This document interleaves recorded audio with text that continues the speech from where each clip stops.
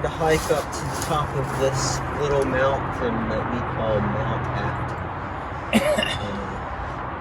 I had the idea to do this about a month ago because Andrew, my son, wanted to climb to the top of this mountain that we can see from the house, and I kind of immediately thought about the Sermon on the Mount, and I actually didn't realize that it was in the book of Matthew chapter 5, until I talked to you. And we have been going through Matthew. I don't know if we've gone past Matthew 5, but so I thought we would talk about the Beatitudes and then beyond that. Okay, chapter 5. And seeing the multitude, he went up into the mountain, and when he was set, his disciples came unto him. And he opened his mouth and taught them, saying, Blessed are the poor in spirit, and theirs is the kingdom of heaven. Blessed are they that mourn, for they shall be comforted. Blessed are the meek, for they shall inherit the earth. Blessed are they which do hunger and thirst after righteousness, for they shall be filled. Blessed are the merciful, for they shall obtain mercy. Blessed are the pure in heart, for they shall see God. Blessed are the peacemakers, for they shall be called the children of God. Blessed are they which are persecuted for righteousness' sake, for theirs is the kingdom of heaven. Blessed are ye when men shall revile you and persecute you, and shall say all manner of evil against you falsely for my sake. Rejoice and be exceedingly glad, for great is your reward in heaven. For so persecuted they the prophets which were before you. Yeah, that's one of my favorite things is this Sermon on the Mount is awesome. I mean the whole few chapters of it, but these blesseds are pretty awesome. To me, I don't know how far you wanted to go. Did you just want to read it or you want to talk about it? We can talk about it. I know that you, when I asked you about the Sermon on the Mount and the Blessed, you're like, oh yeah, I said Matthew chapter 5, and then you basically quoted, we didn't have Bible or anything around with us, you quoted you quoted every verse line by line. Well, pretty much. When we were just running or walking, I can't remember. Yeah. And I was like, okay. Well, no, it's just because I did I'm sure you have a lot to I mean, say. Well, I read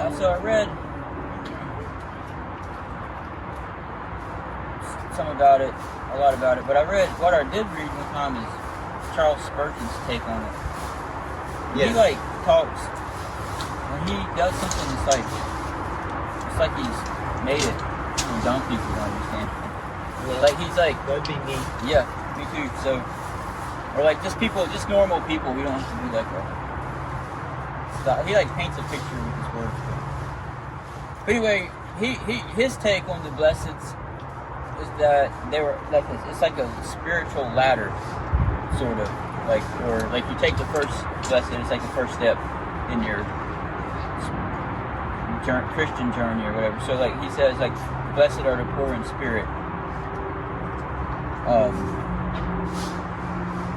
That's blessed are the people who understand that their spirit is lacking, and that you come to a point in your life where you understand that you don't have you're short. You come short basically of the glory of God. You can't be righteous yourself.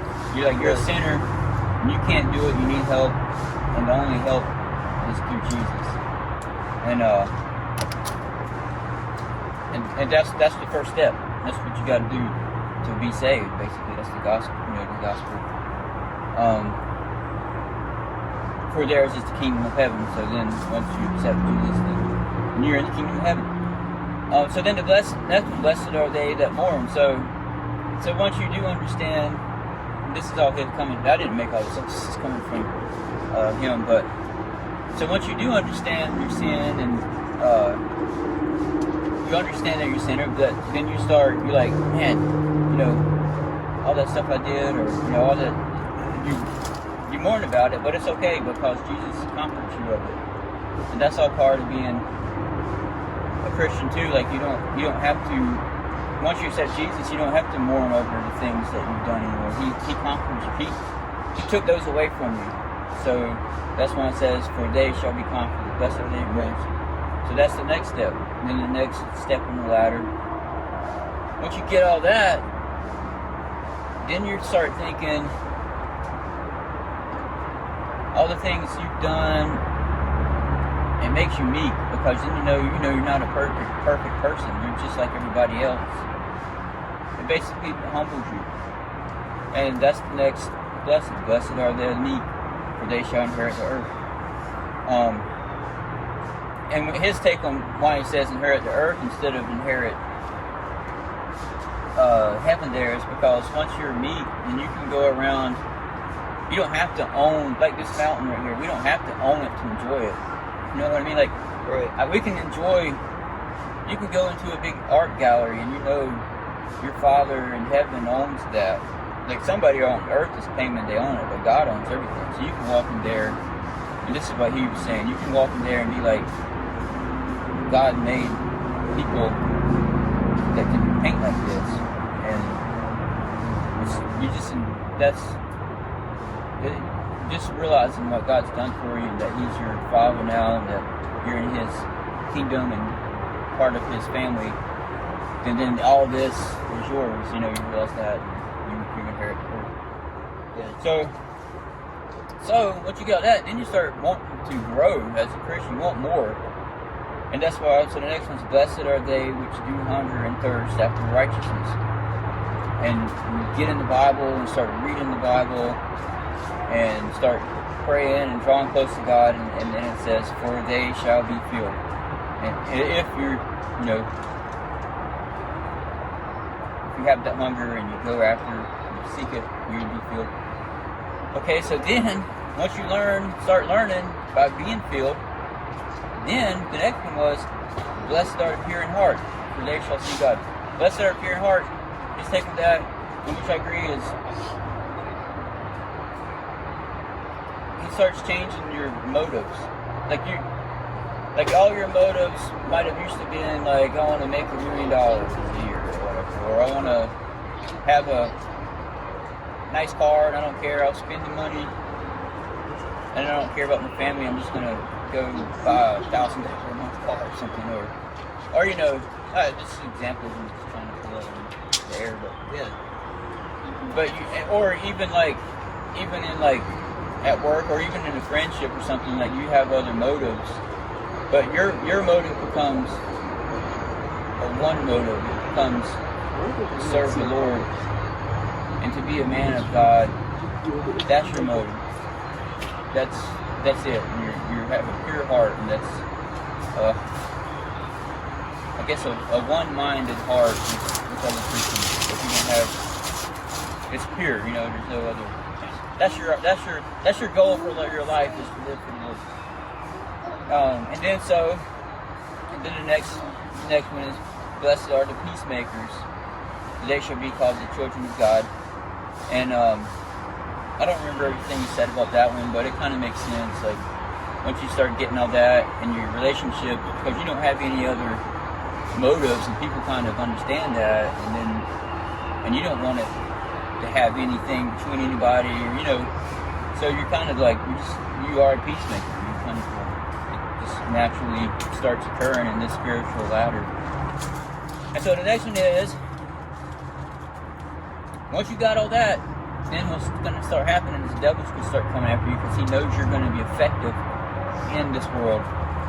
So the next one is, blessed are they which are persecuted for righteousness' sake, for theirs is the kingdom of God. Because that's what happened to him. Blessed are ye which when men shall revile you and persecute you, and shall say all manner of evil against you falsely for my sake. And that's what happened to him, and that's what's going to happen to us when we start getting it all right. If we ever start getting it all right, you know, because I'm not really ever persecuted. I don't feel like. I mean, not. And it's probably, and that's probably why, because I don't. I'm sure you know, have been. Yeah, maybe in some way I'm not kind of really acknowledging, but not like the early, like Jesus and the early Christians and stuff. And I think maybe that might be coming. A lot of them are now, and in other countries for sure. You know, it's definitely different. We need to make sure we're reading the Bible. Yeah. Andrew, can you check on the mic? I mean the camera. And then in verse 12, rejoice and be exceedingly glad. If you got all this, man.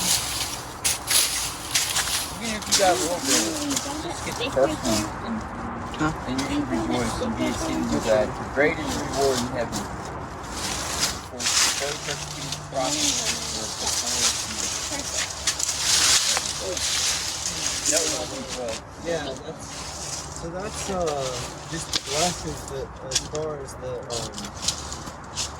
there's like 7 chapters of the Beatitudes, right? The Sermon on the Mount. Sermon on the Mount. It's like, well, it goes to chapter 7. I guess that's really all we have time for, unless you want to add anything else to it. No, I don't think we can. Comes to you from the top of Mount Afton. If